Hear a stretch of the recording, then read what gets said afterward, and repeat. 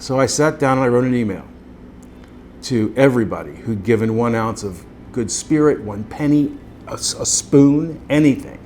I wrote an email that said basically, it was a good idea, but it's over. And I just couldn't hit send. So I walked away, came back a couple hours later, reread it, corrected some typos, and I just couldn't hit send. I'd seen something happen. Something had caught fire.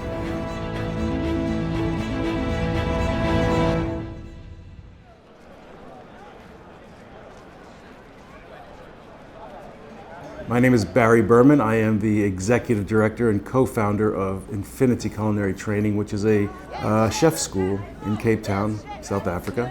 And I had gone to South Africa for the first time in early 2008, just on vacation, on holiday, because I'm a screenwriter. And there was a big writers' strike that happened late 2007. And I just thought, I need to go somewhere I've never been. Just new sights, new sounds, new smells, new life.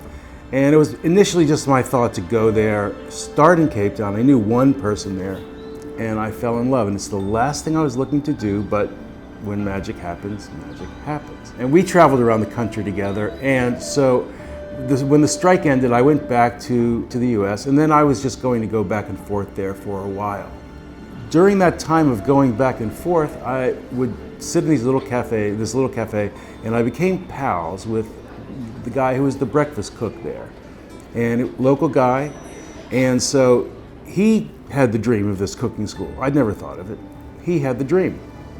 You've got what they call the Cape Flats, which is along this highway out to the airport and beyond, and all along that road are the townships, the locations where white people don't live, and there's millions of people.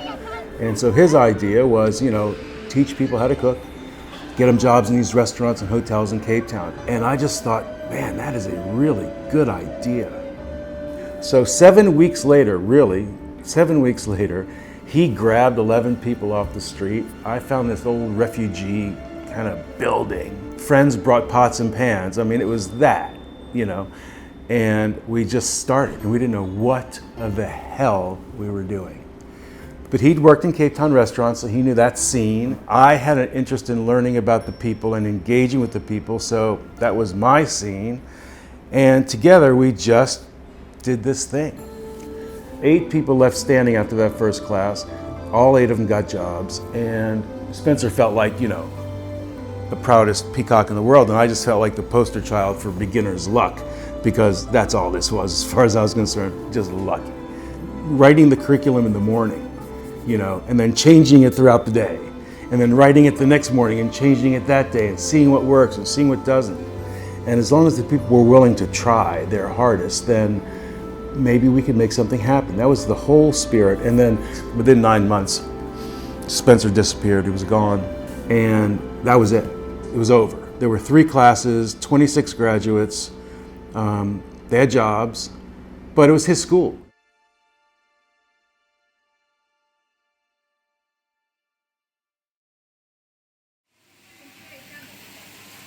It's not going to do the job. It's not going to saute it, it's going to cook, it's going to boil it. So what we want the color when you're sauteing vegetables. So we're going to do the vegetables better. When you live in LA and when you work in the movie business and when you're a writer, it can take 10 years to not get a movie made. And here, I was seeing in 12 weeks, people getting jobs, people starting on career, families changing in 12 weeks. Well, so I decided at that point, all right, I'll go back. I'll devote 6 months of my life to making this thing work. So I got a couple of graduates from the first 2 classes and said, do you want to become teachers? I don't know how to do it. You don't know how to do it, but let's figure out how to do it. And they said they were game. And so the whole thing then just rolled. Spencer and I did the first 3 classes. We sort of relaunched with the 4th class and have never stopped. Our students are given new lives, their lives literally transform. You have to understand that most, not all, most, they live in shacks, 1-room shacks, Most don't have running water. Many have children. In order to get to class, they literally take their lives in their hands because of the murder rate there and the burglaries. I mean, they're putting their lives on the line to do this. So they're so invested that it doesn't matter that they don't speak good English. It doesn't matter they have terrible math skills, no fault of their own. It's because their school system is terrible. Suffer from all kinds of illness, disease, etc. And they literally come in and they don't know a sauté pan from a teaspoon. They have most have never had a conversation with a white person. I mean, that's just true, until they sit and interview with our school. For them, it's just the belly of the beast in terms of fear. Sometimes somebody will come and sit for an interview and all they can do is shake and cry. But we know what it took for them to put themselves in that chair. You know, they had to fill out a lengthy application. They had to drop it off by hand. They had to find out where we are. They had to find a little bit of money to get the transport into town to come there on time. So they've already done a lot. So the fact that they can only shake and cry only tells us that we just need to spend a little more time with them. You know, get a little more familiar. They'll see it's a nurturing and caring environment very quickly. And then they can open up and show us themselves. So the display of human effort and joy from the slightest accomplishment. We teach somebody how to use a chef's knife, and they look at a chef's knife and they see it and it's a weapon. It's the most terrifying thing in the world to them. But within a week, 2 weeks, they are just cutting like a pro.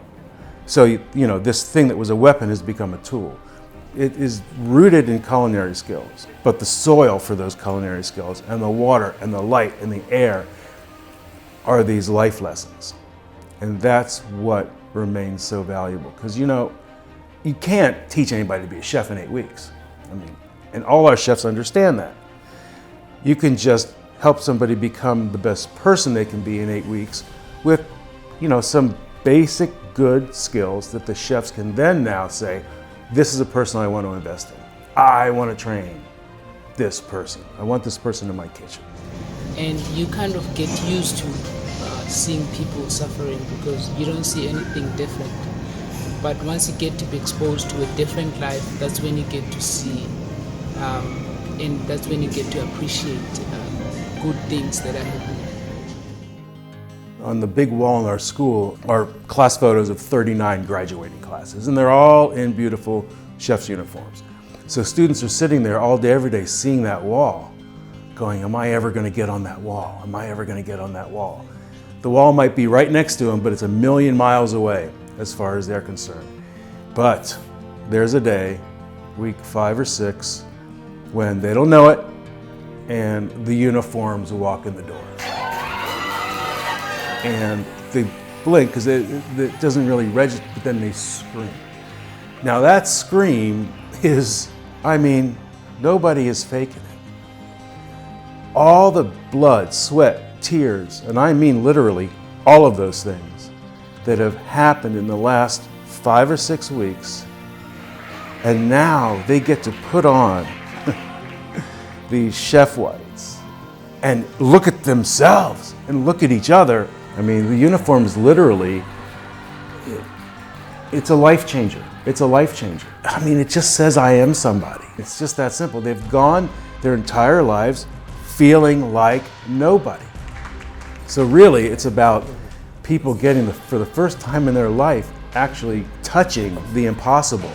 They go into an internship where they work in a restaurant or hotel for 3 weeks, and then they get jobs in those restaurants or hotels. If it wasn't for you, I was supposed to be on street. This is a lifetime skill. Nobody can take it from me. I will never give up, Chef Berry. What you've given to me now, I'll make sure that I pull through. No matter what, I will never give in.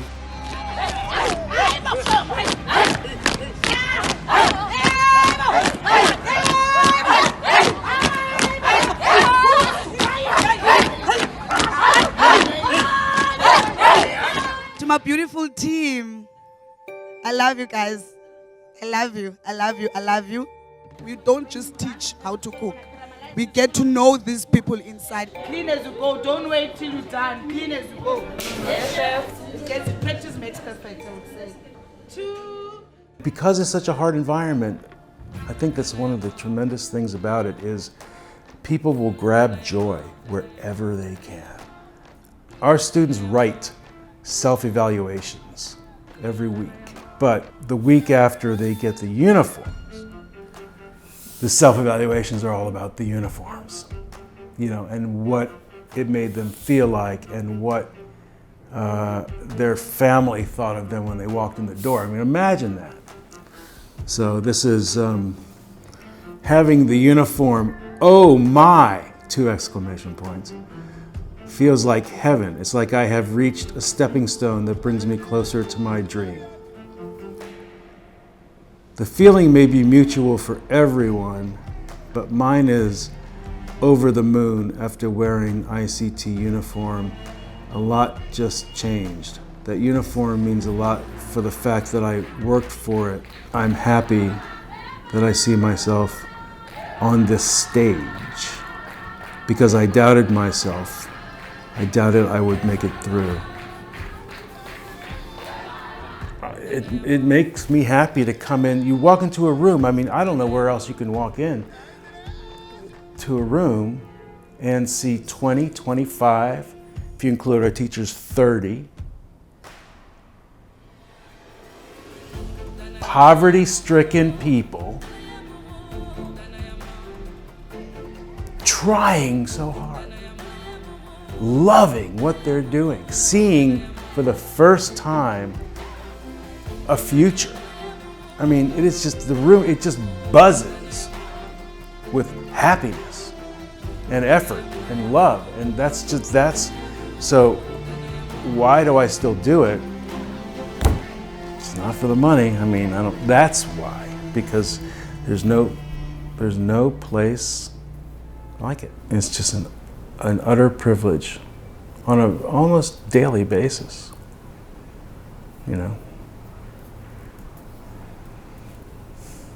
Cut.